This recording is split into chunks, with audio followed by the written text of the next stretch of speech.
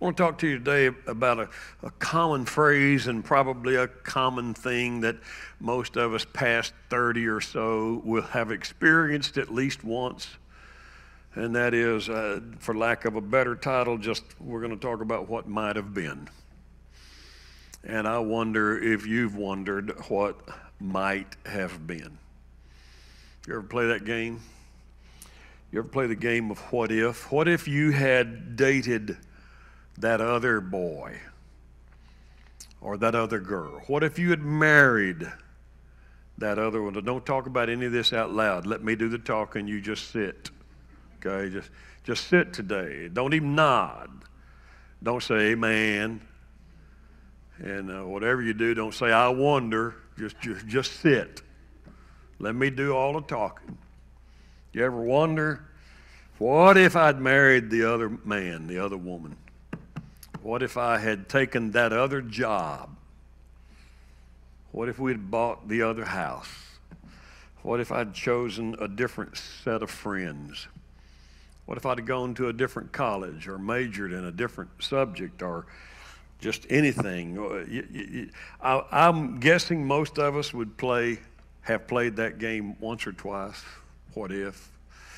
It's all part and parcel of our theme today. We all have wondered what might have been at some point. It actually becomes a source of depression for some folks. It becomes something they focus on and dwell on so long and so badly that it becomes a source of depression. Psychologists even have names for it, and some forms of remedy and therapy and treatment and game playing to try to get them past that hurdle of what might have been. We second guess our choices in the past, and then when we second guess, we tend to fantasize about if I had done that, chosen that path, chosen that man or woman, went to that school, done anything different. Some folks get so bad, they even wish they'd have been born to a different set of parents.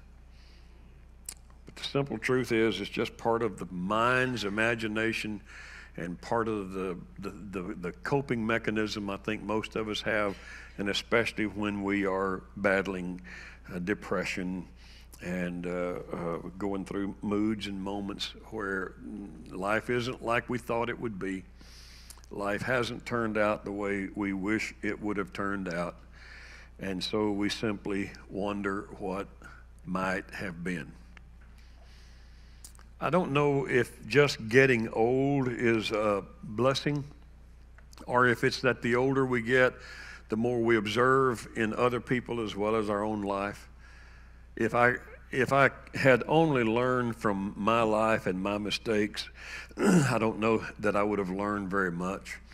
But I've had the opportunity to learn from so many others and to watch so many different reactions from people as they go through crises and moments in life where they have to go through this wondering what might have been. And I don't even know if there's a limit to the area, to the territory in which we travel in this particular path. Marriage may be the most obvious, what if I'd married the other person, but jobs and careers, career choices, homes, family decisions that we all have to make. Some of you making tough choices right now in your families. And you'll look back in days or years to come and you'll wonder if you made the right choice and wonder if you could have done something differently and what might have been.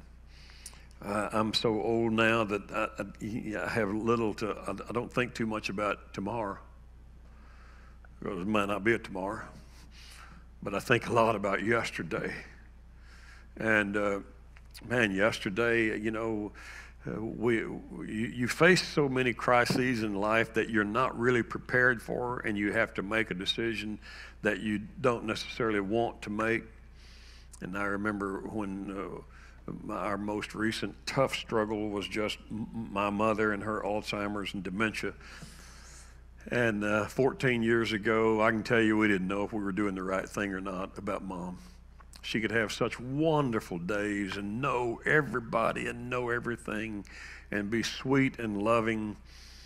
And if you didn't stay with her for a while, you wouldn't be aware of how blank the brain could go. And all three of her siblings, the fourth was not really active in the decision making, but three of us were active in the decision making, and it took us probably 2 years for all of us to finally get on the same page. And it was a hard struggle to get there. And Mom seemed so good. Called me one time just wanting to work out a couple of her little bills and not having a grasp on them, and wanted to know if I could come up and help her. And I drove up she was in North Texas, Grand Saline area, and I drove up and took an overnight bag to spend the night with her, and we worked on a few things one afternoon, and then I took her out to eat and bought her anything and everything she felt like she could eat, and wined and dined her, and ice cream, of course. You got to have Dr. Pepper and ice cream if you were my mom and raising her family.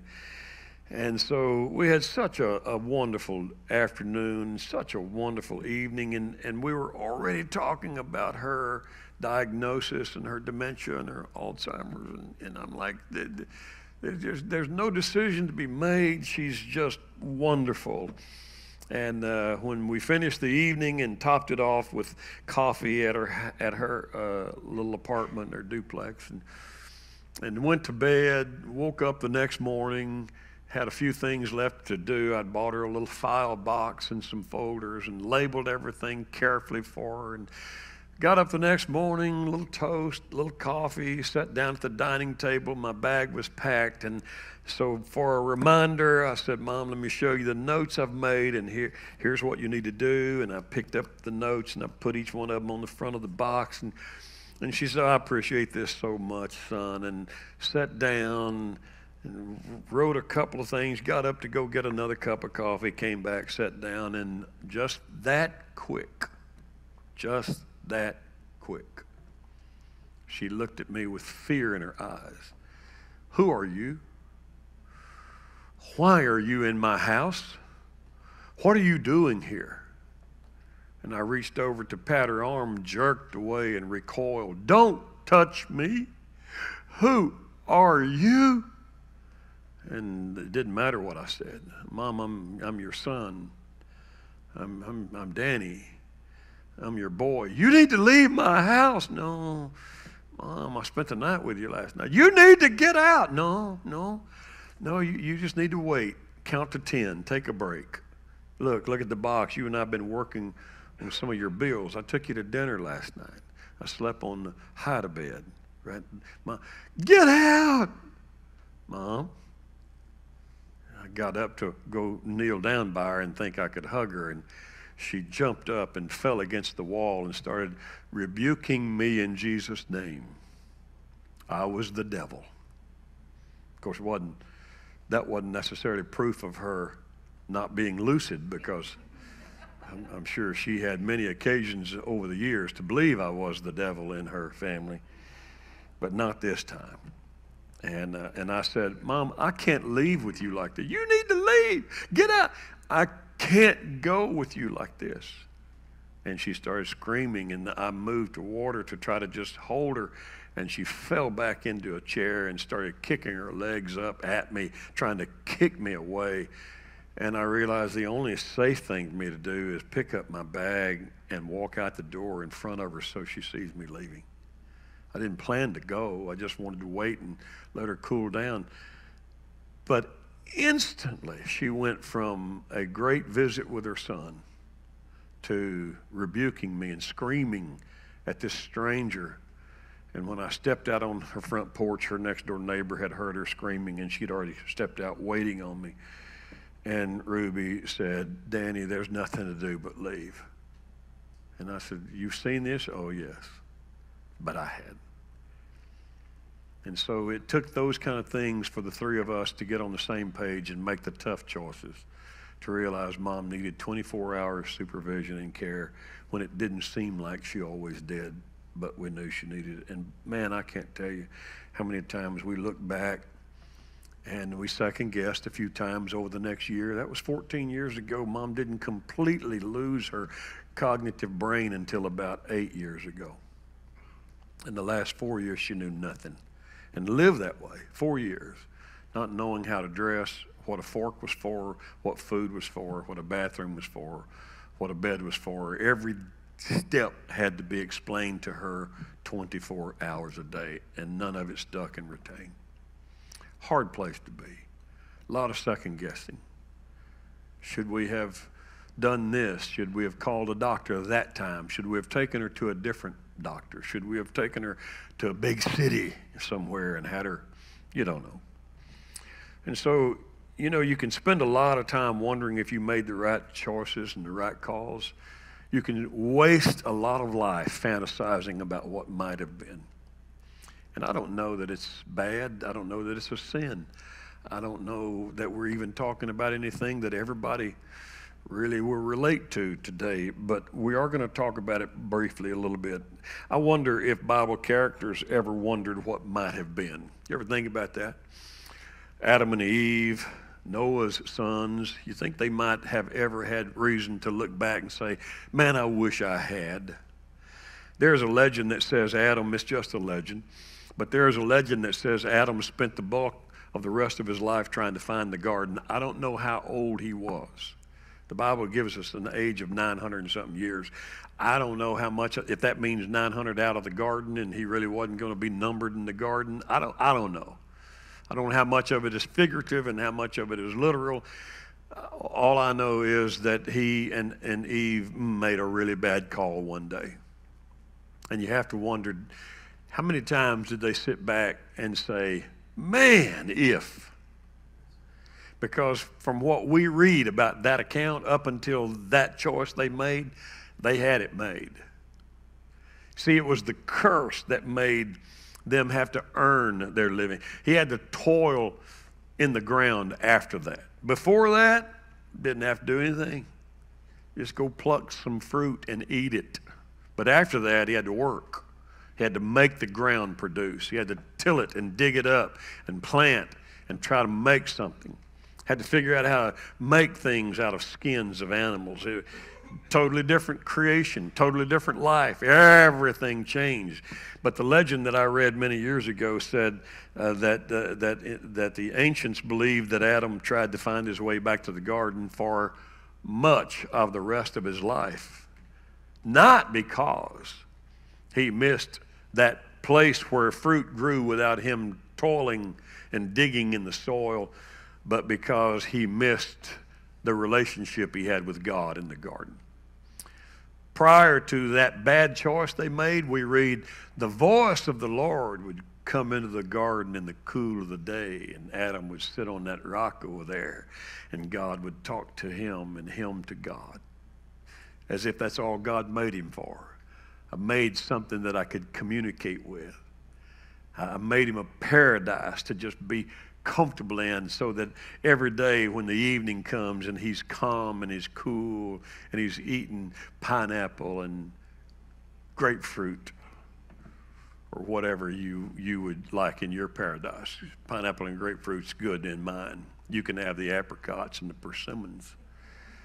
And then God would come. The voice of the Lord. The voice would come. Adam. Boy, I don't know if that even means anything. Would you not love to hear God call your name and just speak to you? Man, if I could just close my day every day by shutting the door in my office at home and God just come in and say, hey, Danny boy, it's me and God sitting there talking, oh, man, what a great experience that would be. Adam had it. Until that stinking woman. Oops, I didn't mean that.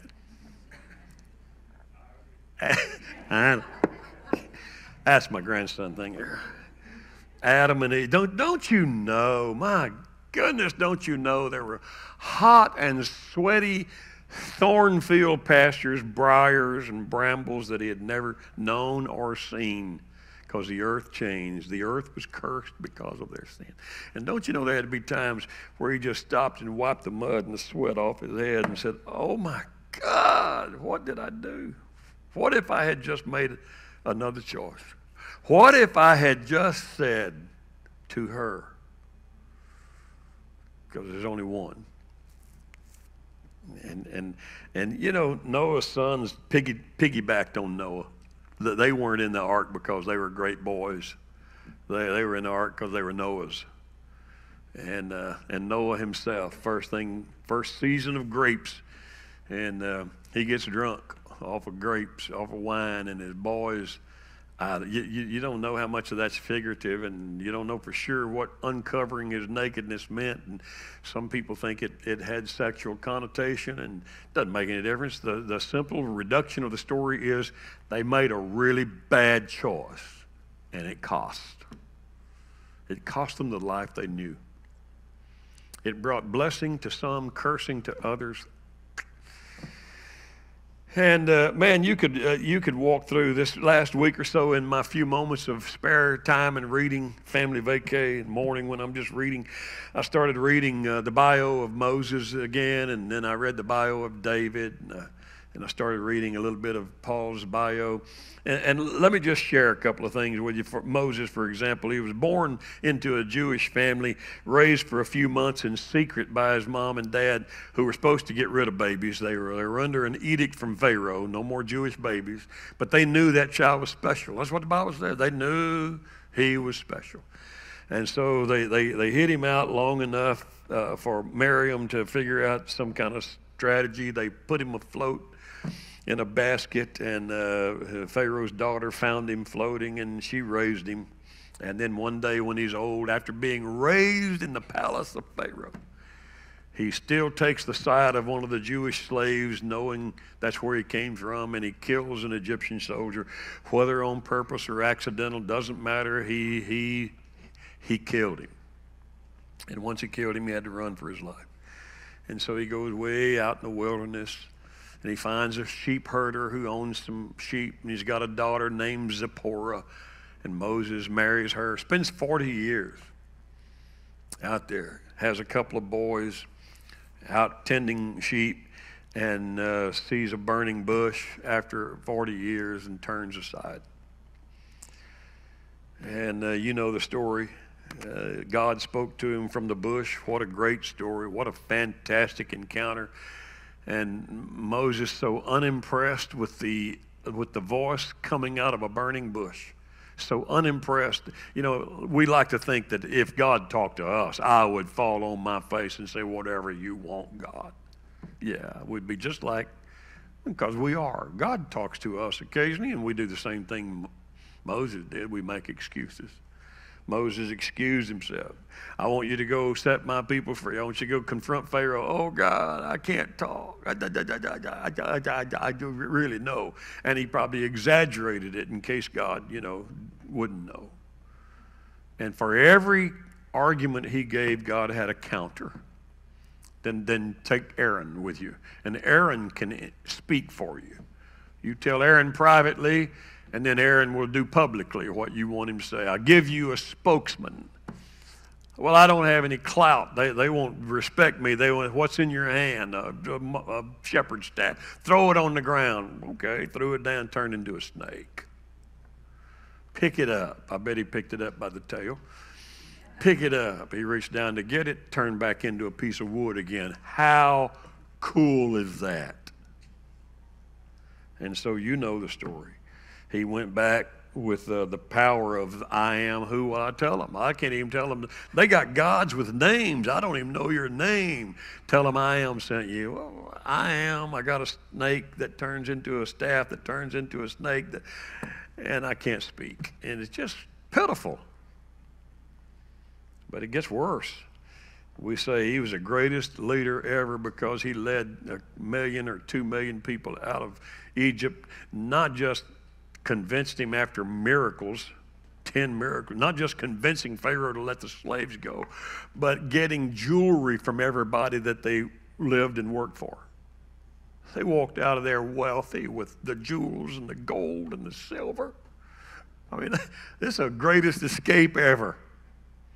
And then the Red Sea, you know that miracle, how cool all that was.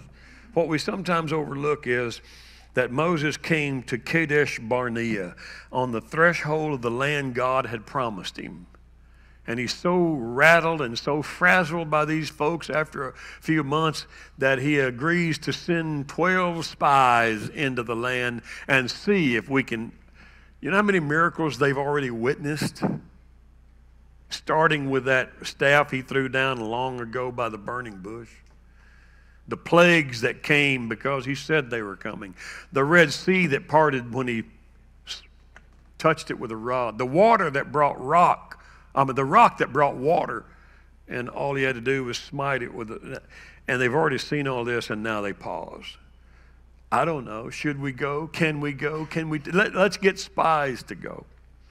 And then they came back, and the spies said, well, it's everything he said it was going to be. It flows with milk and honey. There are cows and there are bees.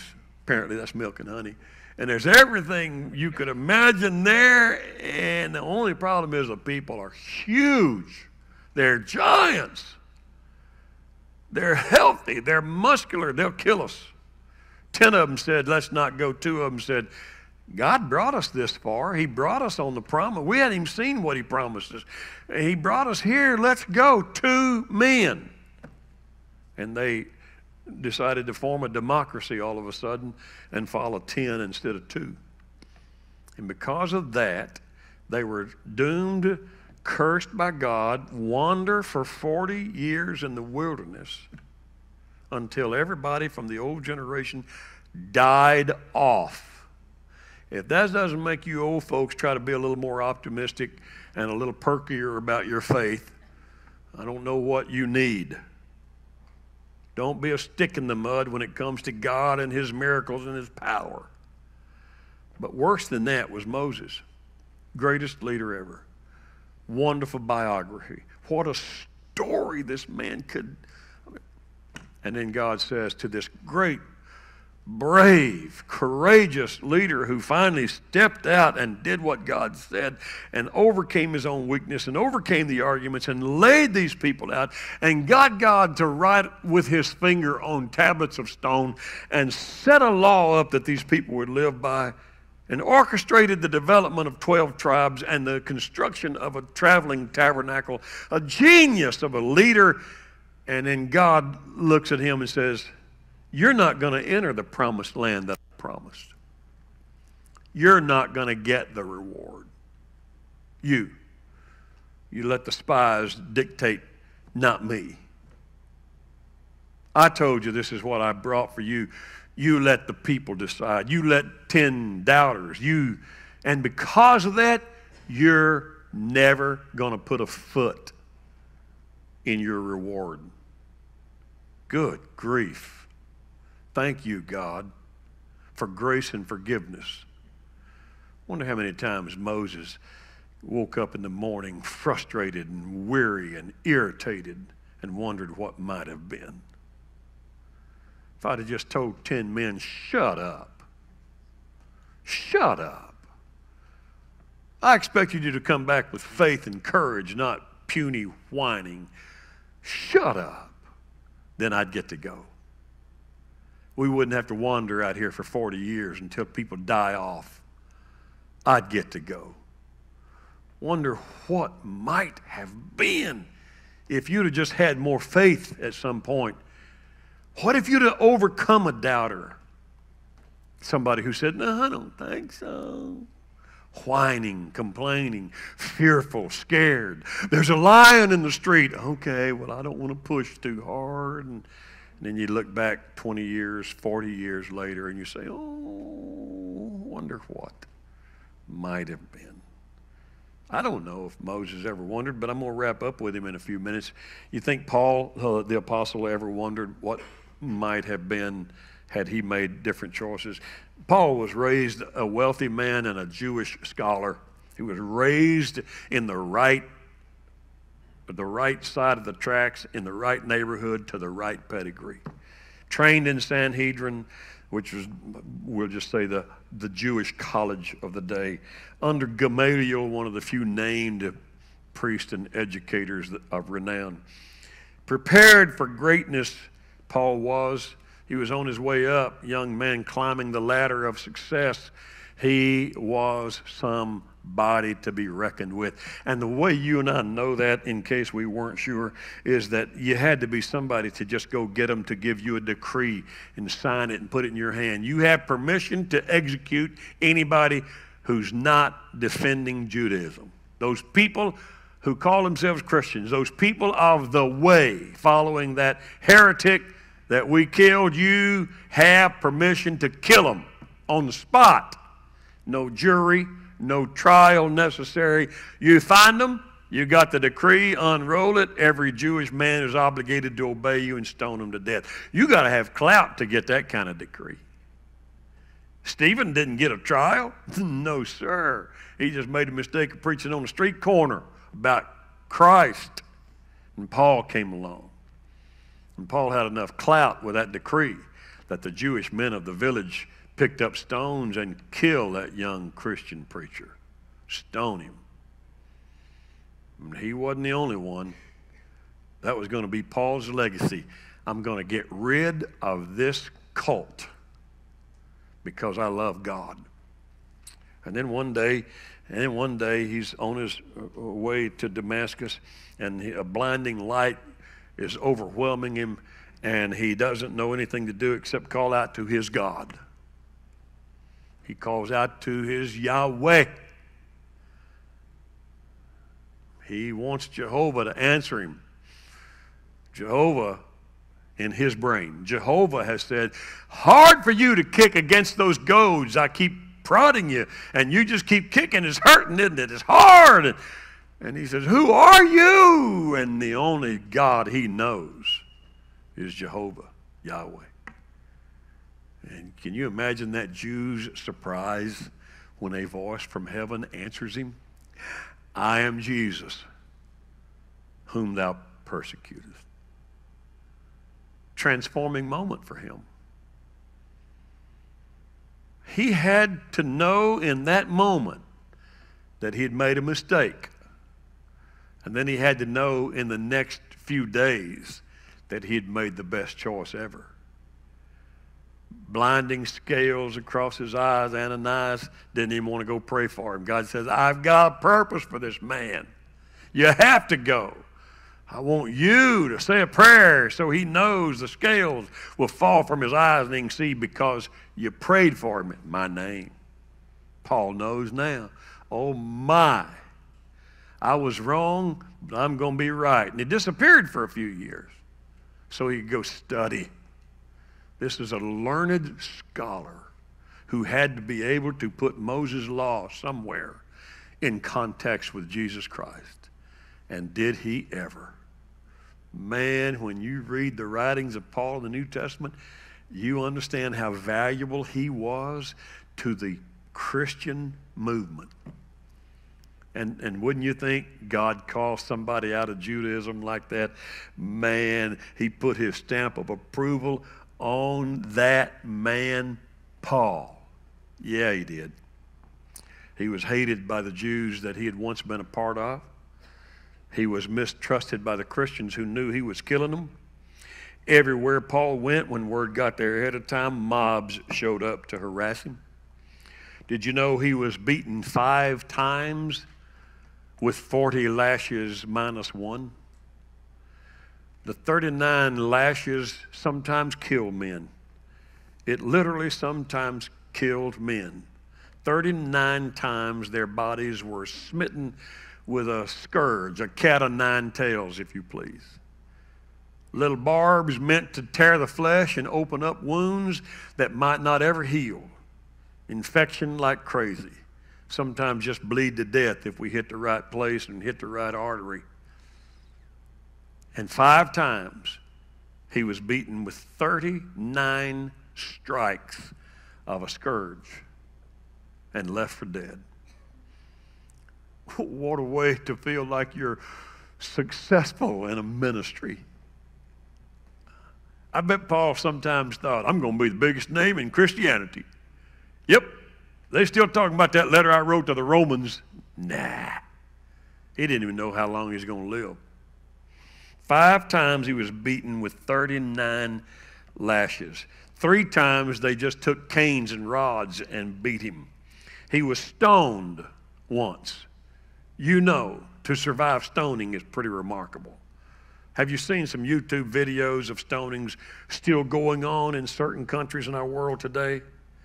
Dig a little pit, throw a woman down in there from the waist up, just the waist sticking up out of the ground so she can't run, so she can't flee. Not in ancient times, today, and pick up stones big enough to knock you out, big enough to crush a skull, and to start stoning her, either because she committed adultery or because she converted to Christianity. Either one of them is punishable by death. And Paul was stoned and left for dead. 3 times his ship wrecked. You know, he was praying, God, get us through this storm.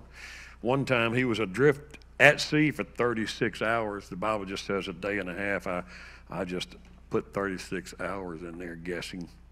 Always in danger. Thrown in jail or in prison numerous times, and we do know he probably spent close to 6 years in prison, accumulative. And finally, in 68 AD, taken out of prison to just be beheaded. Wonder how many times languishing in prison for 5 or 6 years accumulated. I wonder how many times he wondered what might have been. If I'd have just turned a deaf ear one day, if I'd have just said no. See, you and I admire Paul. My gosh, I think, what would the church be without the writings of Paul? But the church needed a Jewish connector to connect the dots, and Paul was the man. What would I don't know what would be without him. But he never saw himself as the hero of Christianity or great success. All he knew was trouble followed him everywhere he went. How long would it take him? We don't get all these good stories. You're beaten with 39 lashes. You don't just get up tomorrow and go back to work. You hope somebody gives you a bed and you lay in it for a while.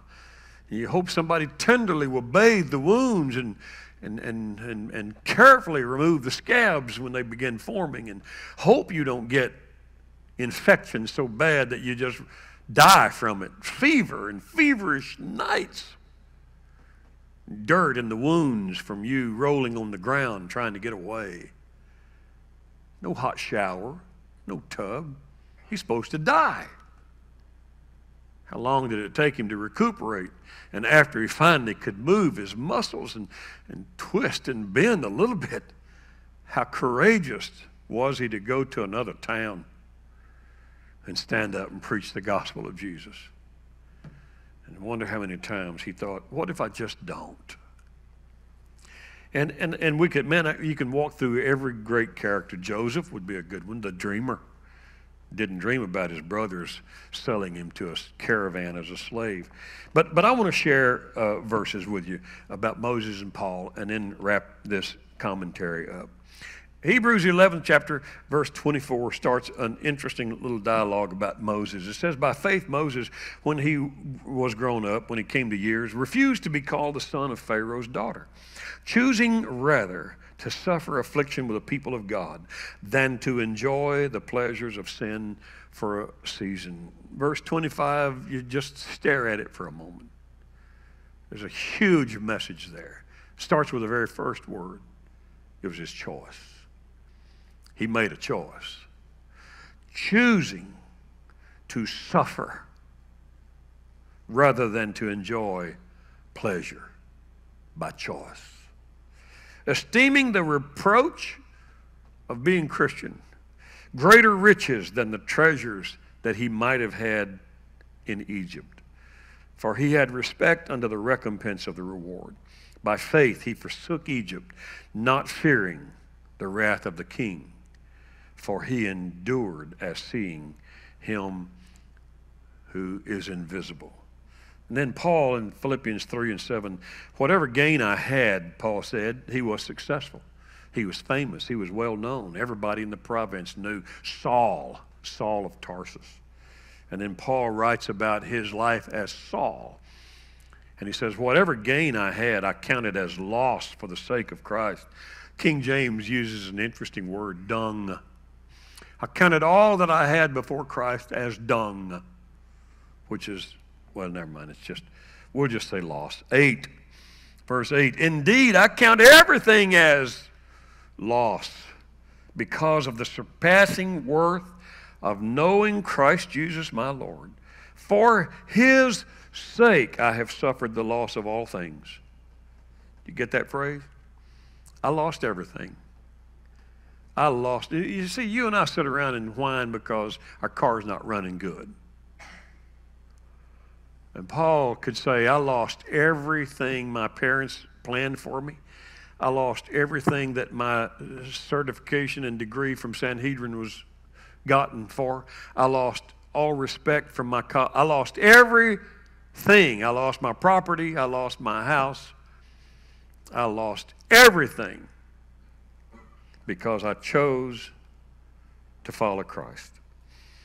And indeed, I count those things as dung in order that I may know him. It says here that I may gain him, and he follows a couple of verses later, and I love one phrase starts, that I may know him, that I may know Christ. And so there are 2 lessons from Moses and 2 from Paul that I quit with. For Moses, number 1, affliction with the people of God is better than pleasure in sin. It is a choice that you're going to have to make at some point in life. Will you choose to suffer if it takes suffering just to do the right thing in the will of God? Will you choose to deny yourself when everybody around you is kicking up their heels and having a good time and making fun of you because you're an idiot? Will you choose to do the right thing, even if it means you may suffer as a Christian? If you're like Moses, you'll understand that suffering with God's people is better than having fun in sin. And the second thing that Moses teaches us is that reproach for Christ's sake is an acknowledgement that my reward comes from Christ. If I'm punished for being a Christian in this world, okay, oh well, so what? The one who is going to reward me will reward me because I suffer. Jesus himself said, nobody ever laid down his life for my sake, but what he finds life because of that.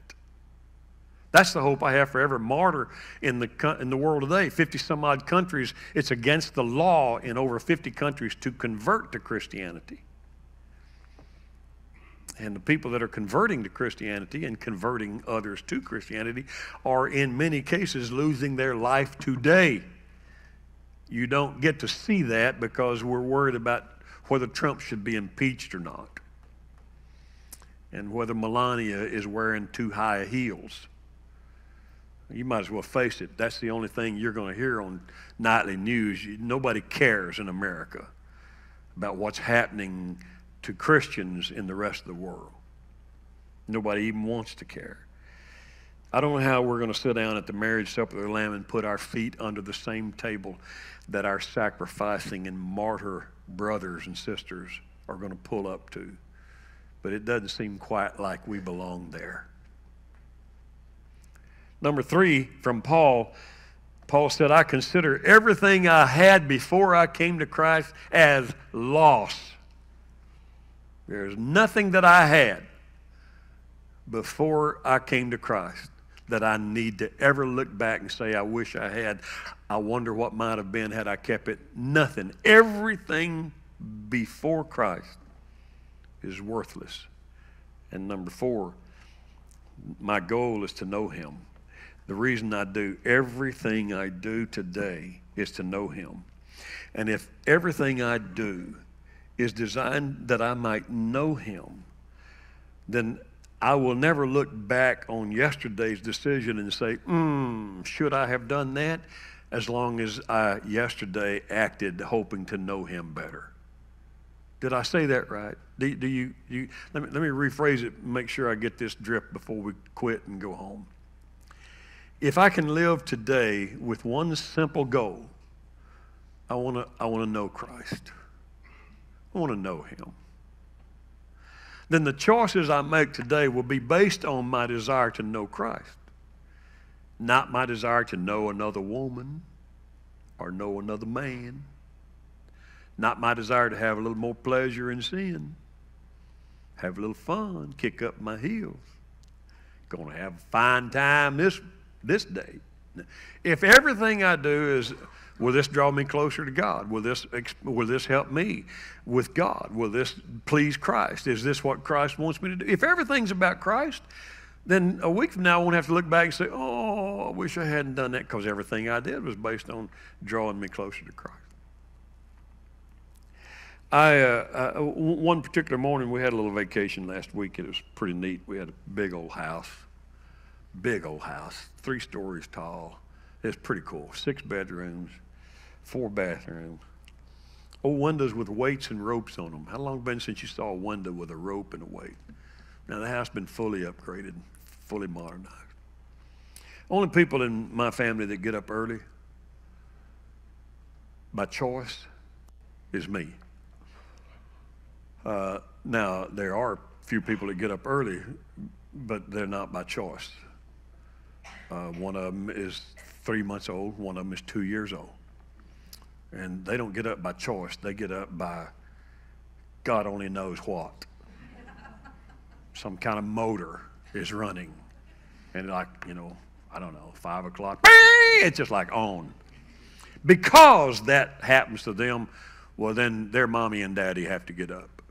And because their mommy and daddy can't muzzle them, they wake a handful of other people up as well. But somewhere in a big old house, you can hide. And you can keep from being detected and discovered. I'm not admitting that I might have done that one morning. Okay, I'm just saying that one morning I was meditating. Nobody will ever know where. And it was just one of those mornings where I could hear the noise upstairs, the patter of little feet, the hushing of adults.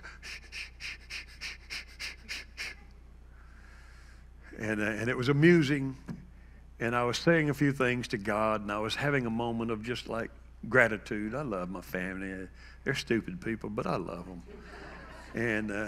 And I'm glad we all get along. We can share a big old house together, and nobody cares. Nobody gets bent out of shape. It's comforting. It's nice. And there's one of those moments where, you're kind of reflective. I've had a few in my life where I felt like God just said, how about me? And it was one of those. How about me? I love you, God, with all your heart. There's that phrase. There's that phrase. Some of you are going to get this and connect 2 dots. Some of you won't. You might in the future. You ever look back and pined over what might have been? Because buried deep in your fantasy, buried deep in your psyche, is this yearning to love and be loved. And it feeds that fantasy thought. The most primal need all of us have is the desire to love and be loved back. And that yearning, it's quiet. We don't tell anybody about it. It just creates arguments if you bring it up. Hush. It just lives here and here. But oh, to be loved by somebody. I bet if I'd married him, I bet if I'd married her, I bet if I'd have gone to that school and never met those people, I'd have found. And without me even embellishing more, you know what I'm talking. There's a yearning to be loved. You want to be loved. I have taught in seminars before that no one will ever be loved the way they believe they should or could have been loved. Almost every human will have some sense of unrequited love. I love, but it never quite comes back to me. Can you translate that human yearning, can you translate that into God for a moment? And think about this. 613 laws of Moses. I don't know how many times Paul wrote in the New Testament, don't do this, don't do that, don't do that. Those who do these things will not enter the kingdom of heaven. Don't do that. Rules, laws, regulation. And then Jesus says, all the law hangs on these two things. Love, I'm going to personalize him. Jesus, God saying, love me with all your heart. That's passionate.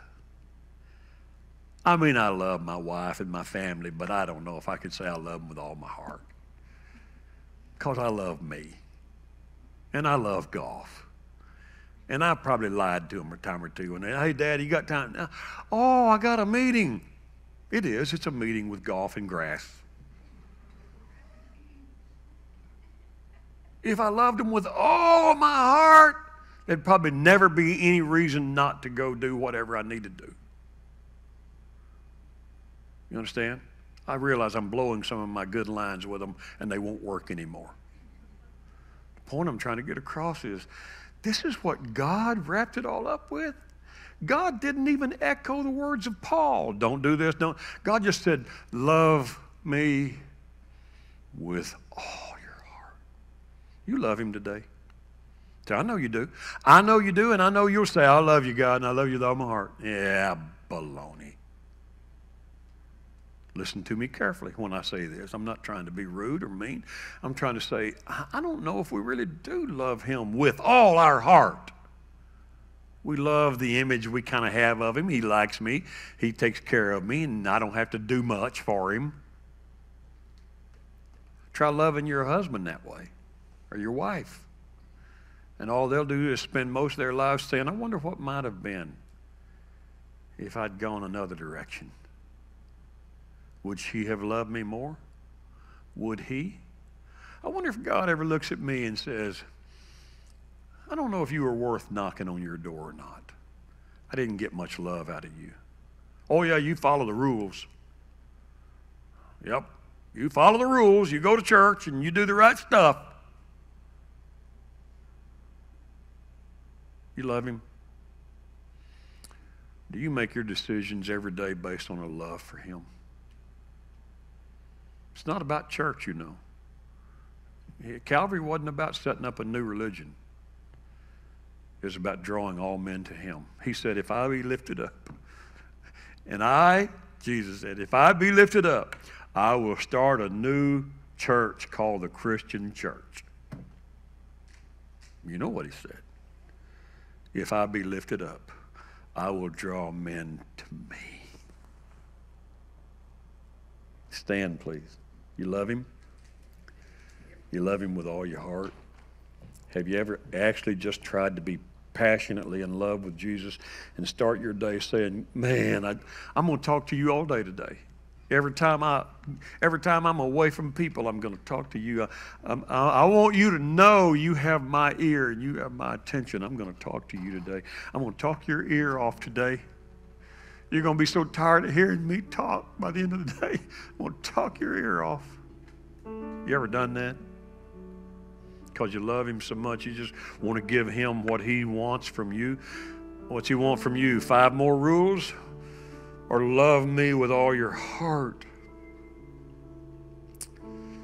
Somebody say, I was glad when they said unto me, let us go into the house of the Lord. Father, we just praise you today. We love you today. We want to love on you today. We want to love you with all our hearts today. We want to live our lives in such a way that we don't ever look back and say, oh, I wouldn't have had that pain and I wouldn't have suffered there. And maybe that wouldn't have happened and I'd have had more money and I'd have had more riches if I'd have. We don't want to do that. We want to do like Paul and Moses and look back and say, man, I chose to suffer. I'd rather suffer loss with Christ than gain in the world. I'd rather have none of the world's pleasure and be suffering physically and abused by men, knowing that I had chosen to do what Christ wanted me to do, that I might know him, the power of your resurrection. Father, thank you today. Thank you today. In Jesus' name we pray. Give the Lord a hand of praise, will you? Father, thank you. All your blessings and all your love as we attempt in our world to draw closer to you. Help us to wonder not what might have been, but what might still be. And we leave with that note today. Don't wonder what might have been. Wonder what might still be. Amen. God bless you. Shake hands, hug somebody, love somebody. See you next Sunday morning, 10:30. Wonderful to me. Yes, he